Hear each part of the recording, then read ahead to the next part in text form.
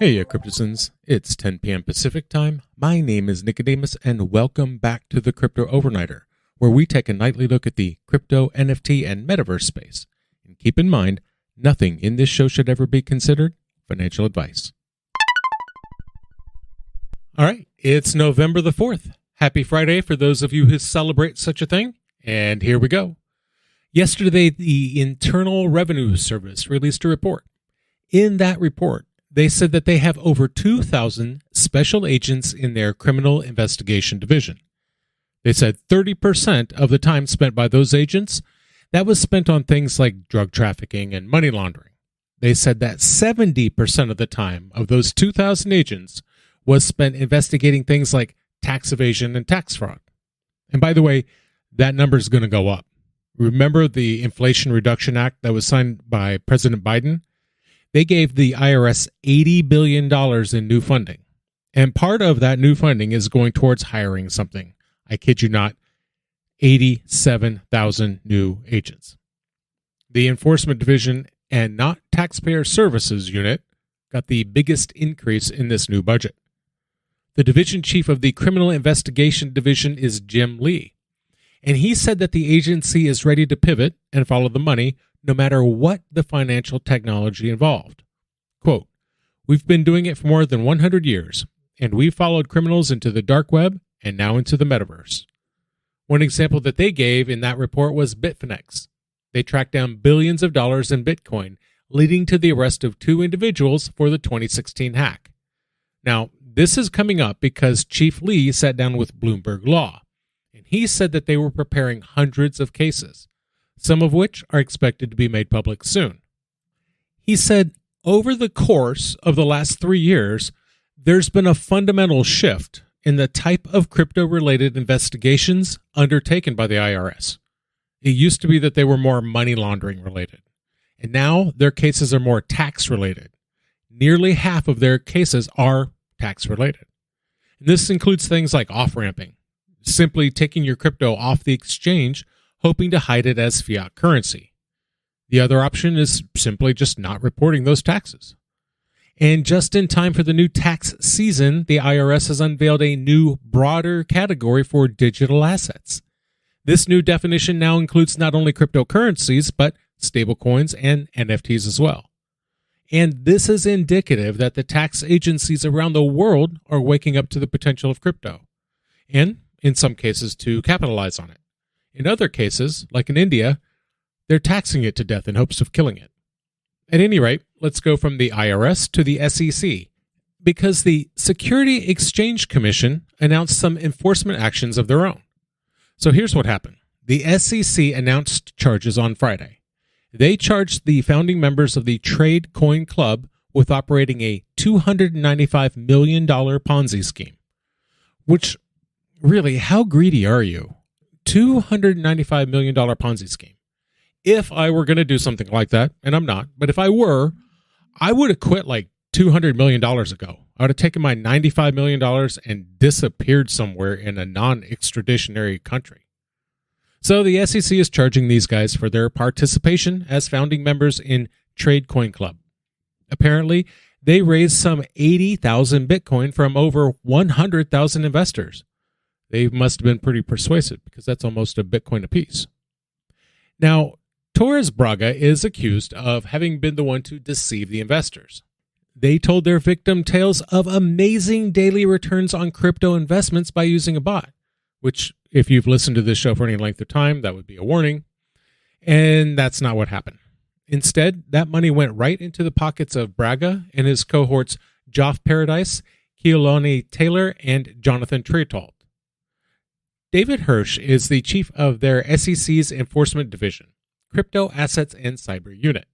He said, quote, "We allege that Braga used Trade Coin Club to steal hundreds of million dollars from investors around the world and enrich himself by exploiting their interest in investing in digital assets."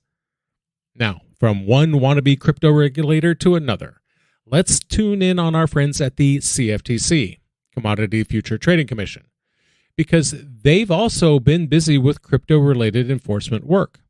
The CFTC has issued an order against a site called arbitraging.co. They claim that it's a ripoff. In fact, the CFTC specifically said that one Jeremy Rounsville was guilty of defrauding his investors. He claimed that he had a highly advanced bot. Are you noticing a theme here? Anyway, he said that his bot offered automated arbitrage trading. Now, if you listen to how the CFTC tells the story, it seems to be just like the last story. They just didn't do anything. Trade Coin Club allegedly didn't invest the money. They just pocketed it. Same kind of thing here. The CFTC alleges that arbitraging's bot, known as A-bot, never executed any trades. And I would agree with the CFTC when they went on to say that Rounsville's, quote, disturbing misrepresentations highlight the need for comprehensive regulation, especially in the areas of consumer protection and market oversight. Kristen Johnson is a commissioner at the CFTC. She said, quote, while Rounsville simply manufactured fabrications to solicit funds, investors may genuinely and increasingly be lured into such schemes because the technology supporting complex trading strategies is already readily accessible. And she was talking about that technology and how complicated it is when she said, quote, the uses of remarkably sophisticated trading technology in the digital asset ecosystem are in fact exceedingly competitive, particularly those strategies focused on capturing arbitrage gains or rents that by definition may be fleeting and elusive. Another player in the U.S. crypto space is the New York Federal Reserve, and they went through a CBDC exercise. They found that they could drop the transaction times of foreign exchange transactions from 2 days to less than 10 seconds. That is when they used a CBDC. So this is something called Project Cedar, and it is a research effort put on by the New York Fed's New York Innovation Center. So they were testing the speed of foreign exchange transactions using distributed ledgers. And they found that they were able to lower the speeds even with multiple participants and observers. And we've talked before on this show about how the difference between retail and wholesale CBDCs. This is definitely wholesale. So in the case with the distributed ledger, each participant ran their own ledger. This is different from the typical practice of having participants act as nodes in a single distributed ledger. Even still, both sides of the transactions were settled simultaneously. That's where you get that big speed boost from. Now, this was a test of homogeneous ledgers. Future tests will likely see participants using different networks to test interoperability. Michelle Neal is the head of the markets group at the New York Fed. She said that the branch wanted to test the technology from their own perspective to see if they could address people's concerns. She said, quote, this indicates that a modular ecosystem of ledgers has the potential for continued scalability and that distributed ledger technology could enable settlement times well below the current industry standard of 2 days, with the added guarantee of atomic settlement. So going from American CBDCs, let's look across the border to our neighbors in Canada, because their government is taking a look at crypto. They said it is, quote, transforming financial systems. And they've got that right. We need look no further than their own recent history and the truckers' convoy. Crypto was demonstrably disruptive in the government's efforts to effectively starve the truckers out, run them out of money so they'd have to quit protesting. When the people donating to those protests switched to crypto, that's where it all fell apart for the Canadian government's ability to disrupt the financial transactions of individuals. Although they were partially successful, of the more than $24 million raised, much of it is still frozen to this day. So Canada has seen firsthand just how disruptive crypto can be. And so it came to pass that in a fiscal update on Thursday, the Canadian government announced that they were launching a new consultation. This would focus on crypto, stablecoins, and CBDCs. So we're talking about the Fall Economic Statement. And this is a mini budget released by the Deputy Prime Minister Chrystia Freeland. And it acts as the field guide for what the government is going to be doing fiscally over the coming months. This includes things like tax provisions, COVID-19 and hurricane relief and budget projections. Well, tucked away amongst all that was a section called the digitization of money. And this section was all about cryptocurrencies, digital assets, and how they're used worldwide. In this section, they identify cryptocurrencies as changing how money works, both in Canada and abroad. They said that Canada's financial regulatory frameworks have to keep up. Quote, "The digitalization of money poses a challenge to democratic institutions around the world. In the last several months, digital assets and cryptocurrencies have been used to avoid global sanctions and fund illegal activities, both in Canada and around the world." And so it would appear that their remedy is to launch this consultation on digital currencies. And it will include a legislative review where they'll take a look at both financial stability and security. And from Canada, let's skip across the pond over to the European Union. Because while Canada and other jurisdictions are looking to dial their regulatory programs up, the EU is in the position of having to pump the brakes on their signature piece of cryptocurrency regulatory legislation. Because the markets in crypto assets legislation is, to put it mildly, it's a big piece of legislation. It's technical, it's lengthy, and that's a problem, at least for now. Because the EU was due to vote on MiCA at their December plenary session. Well, they gave up on that idea because how lengthy and complicated the text of the law is. Here's the problem. EU procedures require that any legislation, like MiCA, while it was negotiated in English, it must be translated into each of the 24 native tongues of the EU nation members. They're expecting that to take a while.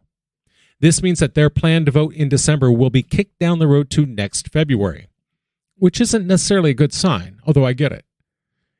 The rule is in place to make sure that there's no confusion, to make sure that the people who are voting for the bill are able to read it in their own language. So I get it, but it's going to take a while. Yikes. So now we're looking at February, but every bit of delay between now and then makes it much more likely that further delays are going to come up, if it doesn't get nuked completely. So where we're at in this process is the outline of the legislation that was approved in June. The final text was published in October, and the delay is in part due to the technical complexity involved. There are provisions that talk about the reserves of stablecoins and regulations around wallet providers and exchange platforms.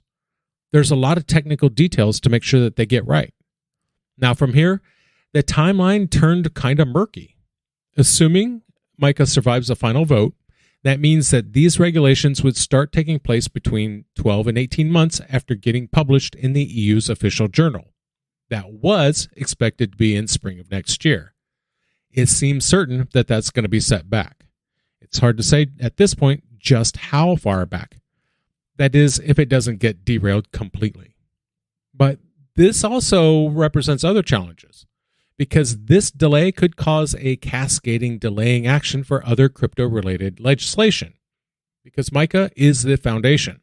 It's going to lay out the definitions to be used in EU's regulation of cryptocurrency space. Without MiCA there for other regulations to build upon, that's going to delay more than just MiCA itself.